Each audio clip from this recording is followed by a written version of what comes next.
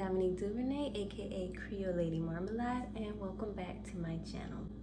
So, on my last video, I talked about how American acquisition led to Louisiana losing much of its rich French culture because, as you know, Louisiana was once a French colony as well as a Spanish colony. And our language was French. I don't think the language ever really became Spanish. It was always French during those days. But we had a lot of influence from both French and Spanish culture, though, nevertheless. So yeah, I talked about how we lost all that, or not all of it, but you know, a lot of our French culture, Spanish culture, African culture. We were a hybrid culture place, much like Latin America, and we lost much of that due to American acquisition.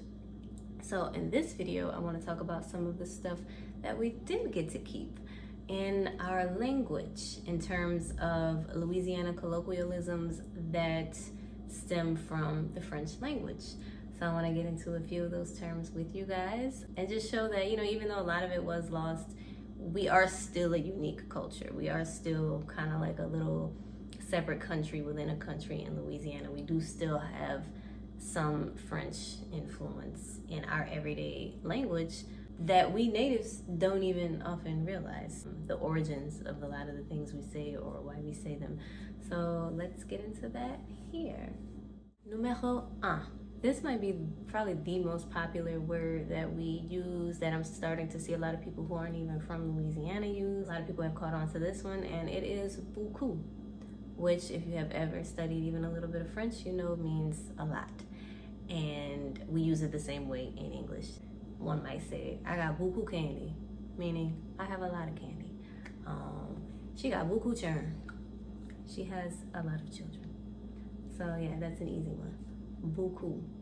Numéro deux, parrain. And parrain is a godfather. Marraine, I think that's how you pronounce it. Marraine is a godmother. It's just that I've never heard that word. I'm from New Orleans, so I think maybe in more heavily Cajun populated areas, maybe they use Marraine.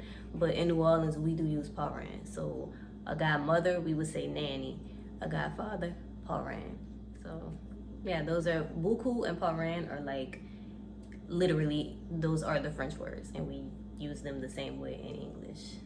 Numéro trois.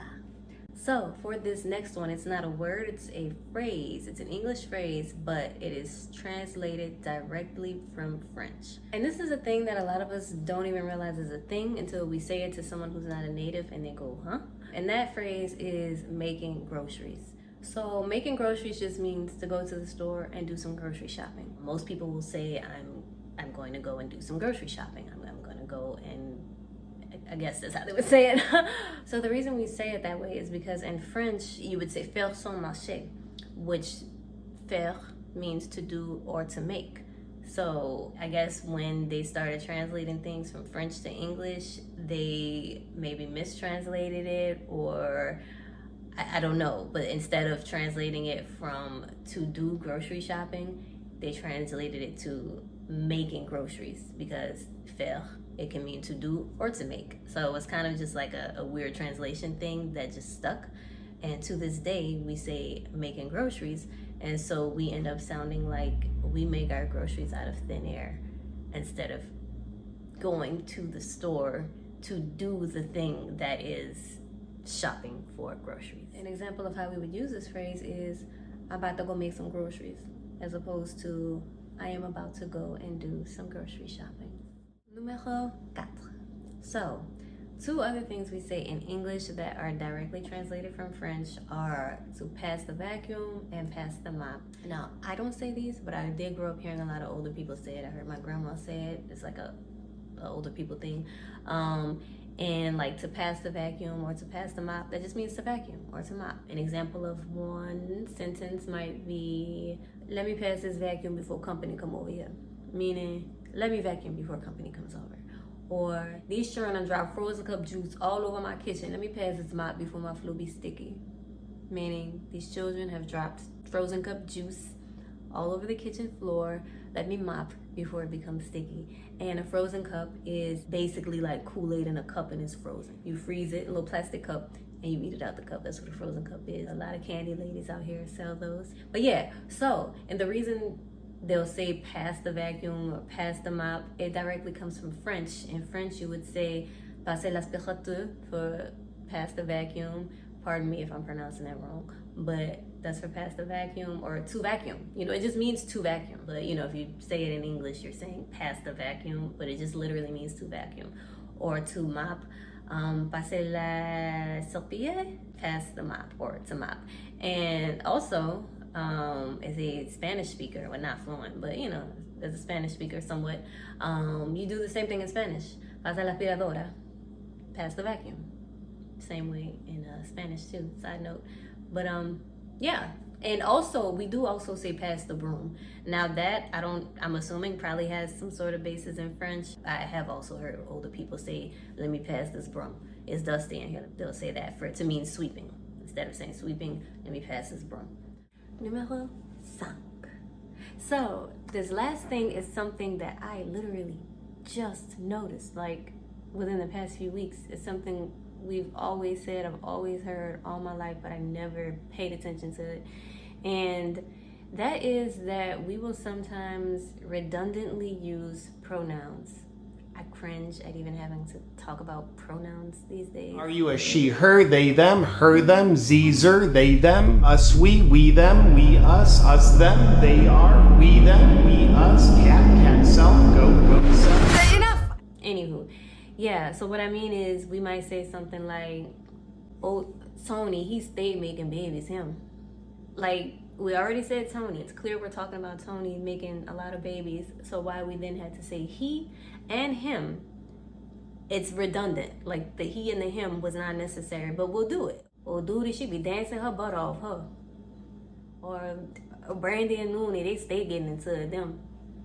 Like, it's a thing that we all do, and I've never paid attention to it, but it's the redundant use of pronouns. And I think that stems from French. You do it in French, you do it in Spanish too, but when you translate it into English, it's just like, yeah, I already knew who we were talking about. Why do you then need to, you know, my mama, she had told me to go to the store. Like, you already say my mama, you could just say my mama told me to go to the store. Like, it's so unnecessary.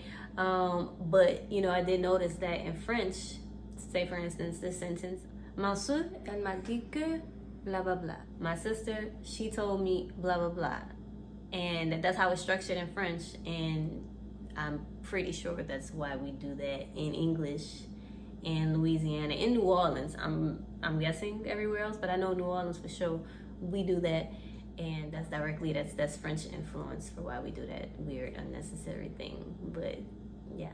So there you have it. Those are just a few of the things we say in Louisiana that stem directly from the French language. There are definitely others. If you're from Louisiana or you happen to know a little bit about Louisiana and you know some of the other things we say, why don't you drop it down below in the comments so we can talk about it, laugh at it. I think it's super cool that we do still at least have some remnants of the language, even though the language was taken from us.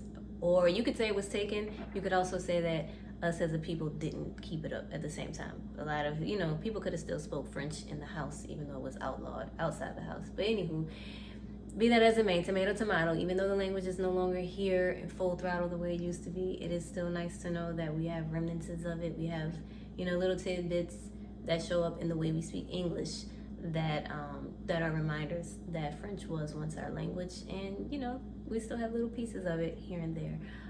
But yes, thank you guys so much for watching. Please like, subscribe, comment, turn on your notifications, all that stuff. I really appreciate all the commentary I've been getting on my other videos. I was really shocked by it, that I'm getting a lot of engagement and a lot of people really interested in my culture, and that makes me happy. Even when they comment weird, negative, irrelevant things, at least for some reason they're interested. So yeah, thank you guys for watching my other videos. If you haven't seen them, go check out my other ones where I talk a lot about, you know, what is Creole, why it's been fading away, who's responsible for that, who's Creole, all that stuff. But yeah, thanks so much for watching. I will see you guys next time. Au revoir, adios, bye.